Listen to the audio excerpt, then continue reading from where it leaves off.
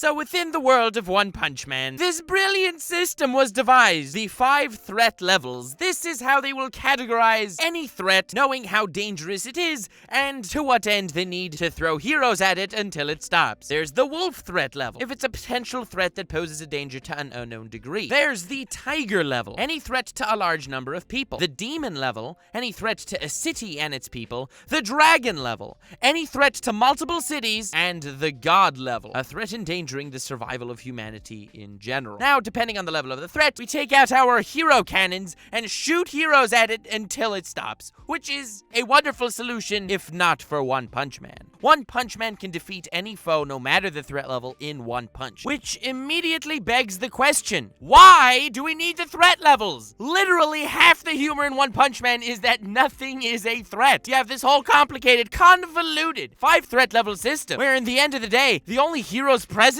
are the ones that were in the vicinity anyway. They only had a convening of S-class heroes for Boros. Usually, they don't even have time to deal with that. An asteroid was coming down. So what do? Nothing. A few S-classers happened to be there that, didn't end up doing anything. Same with Sea King guy, and same with literally everyone else. Obviously, there is a dispatch of heroes of some sort, but in the end of the day, following the caped Baldy himself, what is the purpose of all this? On a societal level, I understand why it's worthwhile to have these threat levels. It's a good barometer of what to expect from a foe and how to deal with any given situation, but that's only societally. Narratively, what is the importance of a threat level when the word threat is meaningless in the context of the man of One Punch? Whammon and Gentle Whammon, as the hugest of fans of the One Punch Man series, where in brief synopsis, Saitama got cancer and they gave him chemo making his hair fall out and he accidentally got a genetic mutation thanks to the radiation in the chemotherapy, which gave him superpower. Oh, this isn't a Western superhero film. He did lots of push-ups, fam! Hell yeah. All about those squats! One Punch Man has inspired me to become a better version of myself by becoming a meme. Truly the source of Saitama's greatness, but that's for another video. In the meantime, without getting stuck on any tangents, cause I hate when that happens.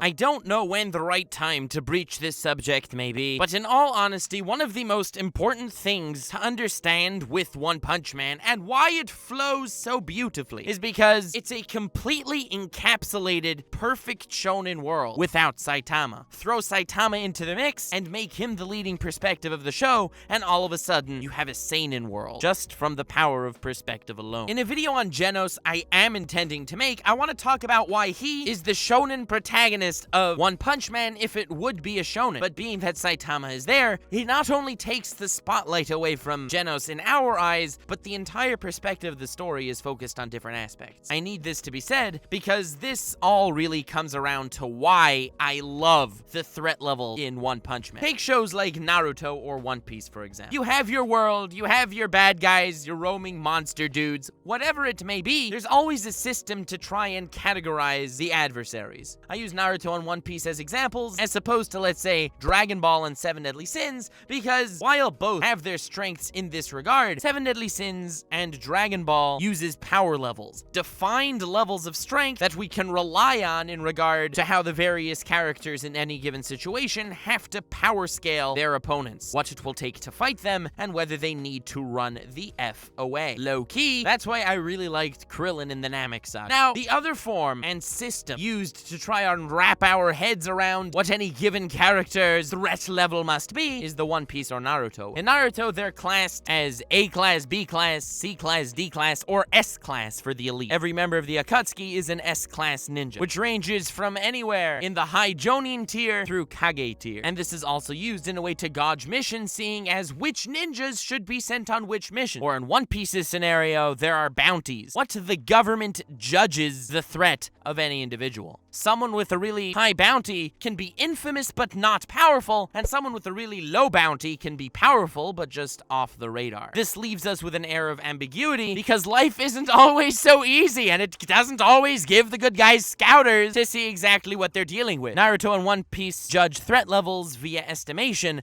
and that's the same way One Punch Man does with its threat level system. The major difference is, in Naruto, it doesn't play all that much of a huge role. We understand past episode 20 of Naruto where where everyone basically falls. When we see a Kage, we know they're goddamn strong. When we see a Sanin, we know they're goddamn strong. When you see an Akatsuki member, you know they're goddamn strong enough to be not only wanted as an S-class villain from their own village, but also strong enough for the Akatsuki to say, yeah, we want you.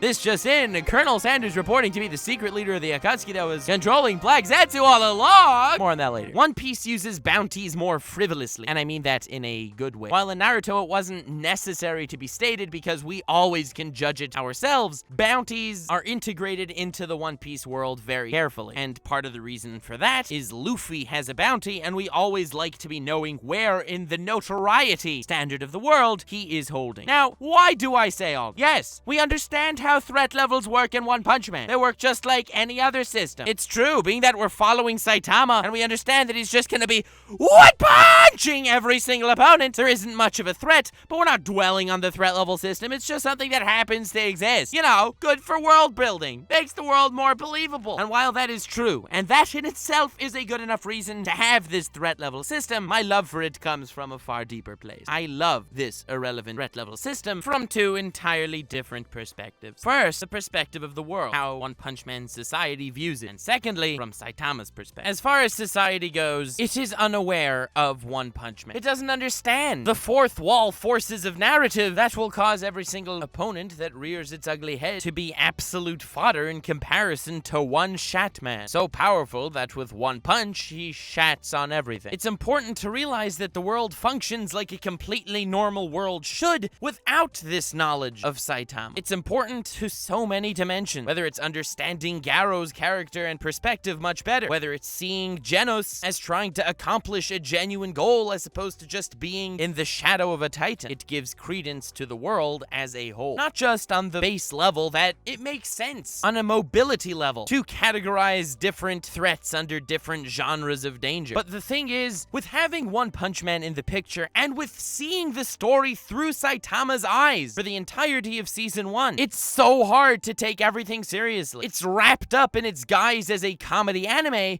so it's so hard to view a threat as a genuine threat. When Pain attacked the Leaf Village in Naruto and leveled it with a single jutsu, destructive power we have never seen up till that point in the series, it was bone-shuddering. It was a power level we've never faced and something that has to be overcome, playing into his title as the leader of the Akatsuki. This absolutely powerhouse of a villain organization full of S-rank members. Being that we're seeing the world through Saitama's eyes, we lose all of that. When Aizen showed up to become the main antagonist of Bleach and took down all the captains and Ichigo without even breaking a sweat. When Whitebeard showed up to Marineford where you had a war of the world powers in One Piece. These are things that shake you to your core, especially because you're following a protagonist, being Ichigo, Naruto, or Luffy through their journey. You see these seemingly insurmountable mountains that somehow they will have to overcome. Now, all this disappears with One Punch Man. Nothing is insurmountable to him, and the difference in power levels between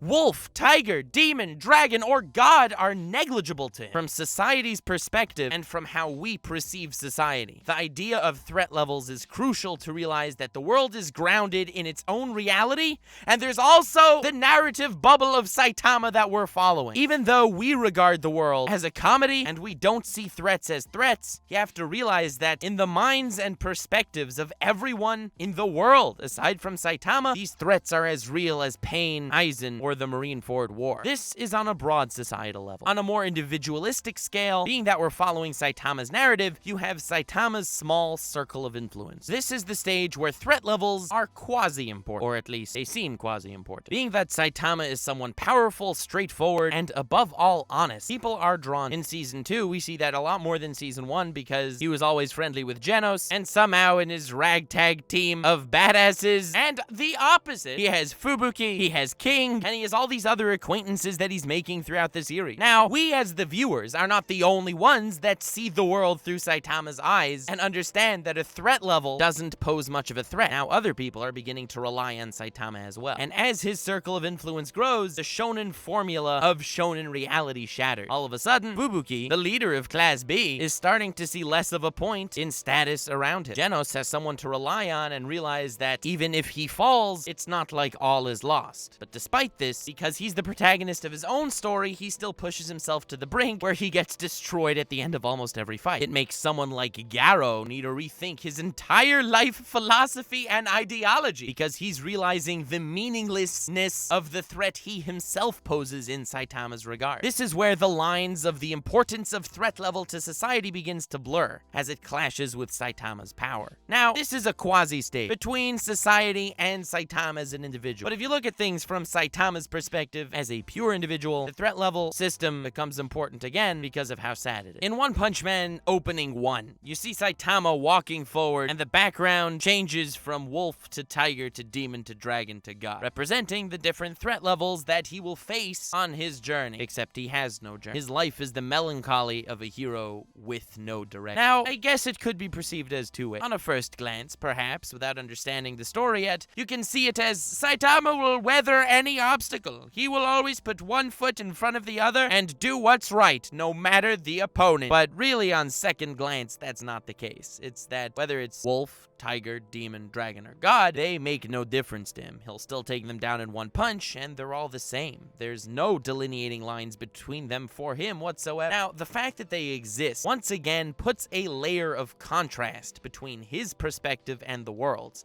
The world is completely worked up about it. Granted, most of them aren't happy that there's a threat that's potentially gonna wipe out humanity or whatever, but whether it's feeling happy or scared, at least they're feeling. That's something Saitama's lost. To Saitama, whether it's a wolf, a dragon, a tiger, a demon, or a god, it's irrelevant. And it's this irrelevancy that's contrasted with the blatant importance of the situation for literally everyone else. That makes it so sad for Saitama. It's another level of obvious writing in a shonen, classifying different dangers on different wavelengths. But as simple and as human as it is to understand that there are different threat levels, they mean nothing to Saitama. It further removes Saitama in our eyes from being like anyone else. In episode 1 of season 1, which on second viewing is so much more impressive than the first, while the giant guy and the mad scientist brother that made him colossal titan size is wiping out the city, he's fumbling around in his coin purse looking for exact change for whatever he's buying, and he doesn't even realize the commotion that's going on around. He's become so far removed from any threat level, everything begins to blend into one thing for him. It's like playing a game that whenever you even turn the game on, you already won. Congratulations. I'm sure that you're feeling so elate. The self-inflicted pointlessness of Saitama's existence is amplified tenfold by the urgency around him that he just can't feel. In this regard, it's pretty funny that in the beginning of One Punch Man, we don't talk about threat levels at all. We're worried about the fact that Saitama can beat any opponent in one punch. So whether it's Vaccine Man in the first episode, it's Colossal Titan Guy in the first episode, it's Mosquito Whammon in the second episode, or it's Carnage Kabuto in the third episode, without this established threat level system, they all seem evenly powerful. I mean, even if you compare them to one another, Vaccine Man and Colossal Titan Dude were both one-punched. So Saitama's like infinitely stronger than they are, it seems. And as far as Mosquito Whammon and Carnage Kabuto, both of them wrecked Genos only to completely get wrecked by Saitama one punch each. There's no contrast to anything, and therefore they all blend to be the same thing. Now, this is before threat levels are introduced, as brilliant as that is, because at this point you realize that Saitama is living in a mundane world where he's seeing everything at the same wavelength. Threat levels only get introduced once we learn about the Hero Society and more heroes, because Saitama is growing as a person as he makes friends with different people and has different interactions. All of a sudden, we need to understand this gap between his perception of life and society, because he is beginning to understand what it means to be part of society. While he's living as a hermit, he doesn't want Genos to become his student, and he just wants to keep living his daily life of emptiness. We don't need to understand the contrast between him and society. He doesn't care about society. But once he starts caring,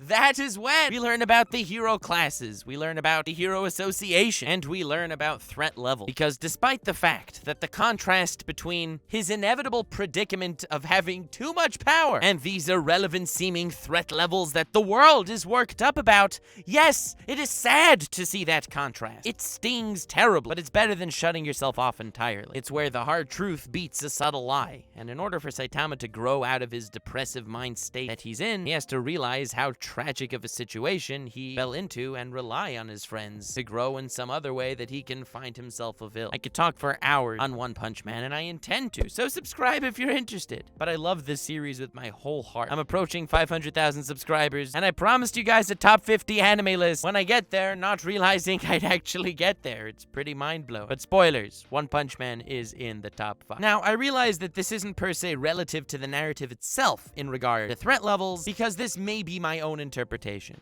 But if you look at the way the hero classes are set up, you got C rank, B rank, A rank, and S rank. Very cool, straightforward. A-class heroes are going to be better heroes than B-class heroes, generally speaking, because A is a better grade on your math test than a B. Yes, easy to understand. And I'm going to make a video on the Hero Association in the future, at least if all goes according to plan. But the reason why threat levels are labeled as wolf, tiger, demon, dragon, god, where you realize that god is the strongest, but the other rankings between these threat levels is potentially obscure. I'm someone who's watched One Punch Man more than once. A lot more than once. And I forgot there were even 5 threat levels before making this video. I kept merging wolf and tiger into one. I forgot entirely that there were 2 separate stages. And as far as demon and dragon go, I always mixed up which was the bigger threat. It's my own personal take, because I don't know if anyone else got confused in these ways. Maybe I'm alone, but being that the threat level is irrelevant to Saitama and by extension seemingly irrelative to the narrative, I never really gave it enough thought to input these levels into my mind like the obviousness of the hero rankings. And honestly, the ambiguity in the threat levels, where they could have just picked A, B, C, and S, they could have picked yellow alert and red alert, they could have even put some arbitrary power level on all these monsters and foes that showed up. But the point that they picked something ambiguous hits home, because to Saitama, it doesn't matter. Or I should say, it didn't. The beginning of the series, before we knew what threat levels were, and Saitama was just one-punching all of his foes indiscriminately, no matter how strong they were, yes, threat levels were irrelevant. When they were introduced, as Saitama started making friends and started to grow as a character, even ever so subtle, you can see that Season 2's story is more focused on support characters than himself, whereas Season 1 obviously focused on himself a lot more than support characters. Once Saitama starts caring about other people, he'll care about their issues. That's why threat levels, despite how irrelevant they are, narratively speaking, in regard to Saitama, are genius. And that's why Saitama's development clocked him in as my 3rd favorite main character in anime, because it says so much about you. Because even if something is irrelevant in regard to you, but it matters to someone else, that makes it important and worth understanding. Thank you all so much for watching. I hope you enjoyed this video. If you did, feel free to leave a like. And if you'd like to subscribe, that would be dope, for more anime analysis, satire, or just One Punch Man content, because this show is freaking amazing. I love it to pieces, and I intend to break it up into little bits to point out the different thematic relevances of different scenes and why the philosophy of the series is actually dope. I'm kind of proud of myself for working on this, because I kind of did the same thing with the 7 Deadly Sins a while ago.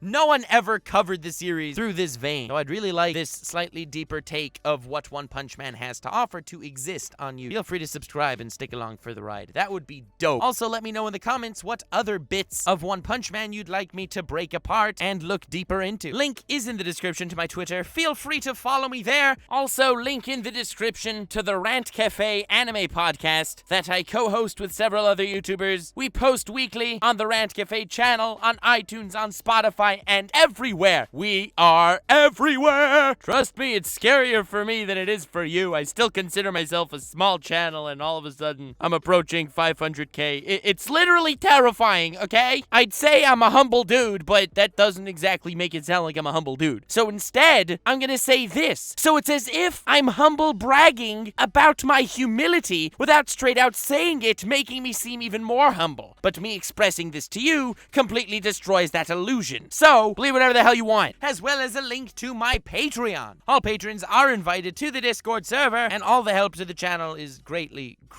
appreciated. I wanted to especially thank David Anole, Negus Nogus, Burning Bush, Rise Warren, Sage of Snake, Team Sparky65, Wilson Fletcher, The Unknown Otaku, Lazy Ronin, Girthy Worm Jim, Allison Stricker, The Wolf of Gar, JD Finchery, Lather, The Ethan, Ravy Landeck, Kevin McCline, Jordan, White Noise 32, Nasty Frank's Barbecue, Talon, Bestest Daddy, Cross, Mitchell Garnett, Miriam Darian Ramirez, Praise Lord the Gilgamesh, Billy Thompson, Serial Flex Offender, Sheenon, JJ Slaybrams, The Night Brights, LJ, Elijah D. Borden, Kaiser Wanar, Dan Soko, Professor Scythe, Divine Reigns, Exiled, Teakui, Skylar Legs, Samuel Guzman, The Ninth Master, Karma, and TM Philly. I also wanted to thank the Lord Tweegerrank, Noctris13, Baby Ray, Large Blob, Cream My Pancake, Stanley Ramsrude, MD, Adria Pika, and Everest. Thanks to the God Usopp Rank, Dark Element, Eduardo Flores, Boozerker, Muafak, Necro, Sunny Parks, Maurice Luis Dreyfus, and Gintama for life. And thank you, Steve, for being the man, the myth, the legend. Thank you all so much for watching until this point. Very cool and very appreciated. Stay weird, fam.